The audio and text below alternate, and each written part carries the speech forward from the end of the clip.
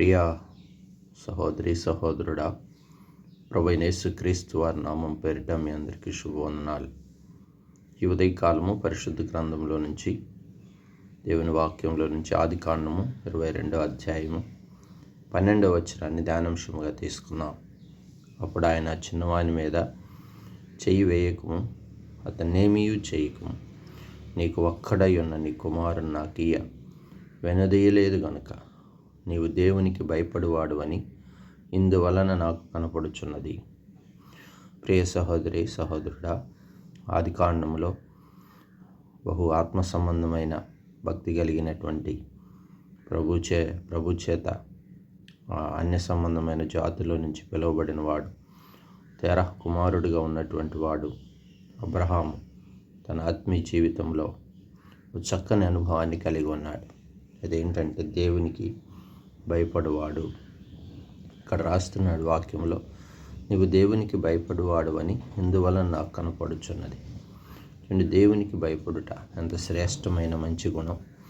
చూడండి, తను అనుభవాన్ని చూసినప్పుడు దేవుడు అబ్రహామును ప్రేమించి ఒక కుమారుడిని ఇస్తే, ఒకవేళ అబ్రహాము ఆ కుమారుడు వచ్చిన తర్వాత చాలా కాలం తర్వాత ఇవ్వబడిన ప్రియ కుమారుడు గనుక ఆ కుమారుడిని ప్రేమిస్తూ నన్ను నాకు దూరం అయిపోతాడేమని ప్రభు ఒకసారి పరిశోధించినప్పుడు ఆ పరీక్షలో అబ్రహాము నెగ్గినట్టుకున్నాడు.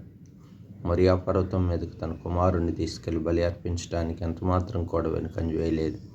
ఆ సంఘటన చూసినటువంటి దేవుడు ఎంతో సంతోషించి దేవుడు అబ్రహాంతో మాట్లాడుచున్నాడు. ఇందును బట్టి నాకు అర్థమైనది, ఆ చిన్నవాడిని ఏమి చేయొద్దు, నువ్వు దేవునికి భయపడువాడు అని నాకు అగుపడుచున్నది అంటున్నాడు. ఇదిగో ఈ దినకాలాల్లో మనం దేవుణ్ణి ఎంతగానో ప్రేమించవలసిన వారం, దేవునికి భయపడవలసిన వారం, దేవునికి లోబడవలసిన వారం, దేవునికి విధేయత చూపవలసిన వారం.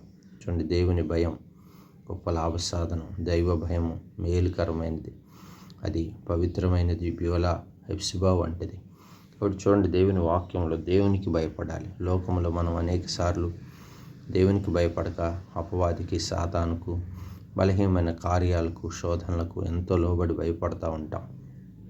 దేవునికి భయపడువాన్ని దేవుడు ఎంతగానో ఆశీర్వదిస్తాడు. చూడండి, అబ్రహాము ఆ సంఘటనను బట్టి దేవుడు ఎంతగానో అబ్రహామును హెచ్చించాడు. తన ఆత్మీయ జీవితంలో తన సంతానానికి క్షమాభివృద్ధి కలగజేశాడు. అబ్రహాము కుమారుడు ఇస్సాకు, ఇస్సాకు కుమారుడు యాకోబు, యాకోబు యొక్క 12 గోత్రాల వారిని దేవుడు ఎంతగానో ఆశీర్వదిస్తూ వచ్చాడు. కారణం, అబ్రహాము యొక్క జీవితంలో దేవుని భయం కలిగిన వాడు.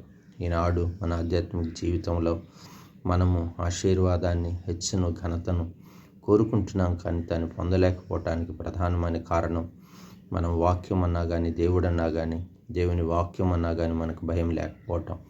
లోకంలో మనం తిరుగులాడుచూ ఉండటం, అపవాదికి భయపడటం, సాతానికి భయపడుతూ లోకంలో కాలం వెళ్ళబుచ్చుకుంటున్న వారు ఉంటున్నామేమో. అందుకే దీని కాలం, ఉదయకాలం ప్రభు మనతో మాట్లాడుచున్నాడు.